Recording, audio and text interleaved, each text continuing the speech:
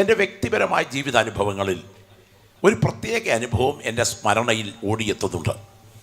ഇന്നേക്ക് ചില വർഷങ്ങൾക്ക് പുറകിൽ റാന്നിക്ക് സമീപമുള്ള ഒരു സ്ഥലത്ത് ഞാൻ സുവിശേഷ യോഗത്തിൽ പ്രസംഗിച്ചു കഴിഞ്ഞ് ഭക്ഷണം കഴിക്കാനിരിക്കുമ്പോൾ എനിക്ക് ഭക്ഷണം വിളമ്പിത്തന്നുകൊണ്ടിരുന്ന ഒരു വാത്സല്യ പിതാവ് അദ്ദേഹം എന്നോട് പറഞ്ഞു, പാസ്റ്റർ പ്രസംഗത്തിലാണ് ഞാൻ രക്ഷിക്കപ്പെട്ടെ.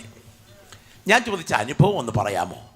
അപ്പോൾ അദ്ദേഹം പറഞ്ഞ വാക്കുകൾ ഇങ്ങനെയാണ്: പെരുമ്പട്ടി വനത്തിൽ നിന്ന് തടി മോഷ്ടിച്ചതിൻ്റെ പേരിൽ പോലീസും വനപാലകരും എന്നെ അന്വേഷിക്കുമ്പോൾ കുത്തഴിഞ്ഞ ജീവിതം നയിക്കുന്ന ഞാൻ പോലീസിനെ ഭയപ്പെട്ട് അവിടെയുള്ളൊരു CSI പള്ളിയുടെ സെമിറ്ററിയിൽ പണി തീർന്ന ഒരു കല്ലറയ്ക്കകത്ത് സ്വന്തം കൈകൊണ്ട് സ്ലാബ് വലിച്ച് തിരിച്ച് മുകളിലേക്ക് ഇട്ടിട്ട് അതിനകത്തിറങ്ങിയിരിക്കുമ്പോൾ തൊട്ടപ്പുറത്തൊരു വീടിൻ്റെ മുറ്റത്ത് കോരിച്ചൊരിയുന്ന മഴയത്ത് ഒരു നീലപ്പടുത വലിച്ചു കെട്ടി അതിൻ്റെ കീഴിൽ പാസ്റ്റർ പ്രസംഗിച്ചുകൊണ്ട് നിൽക്കുകയാണ്.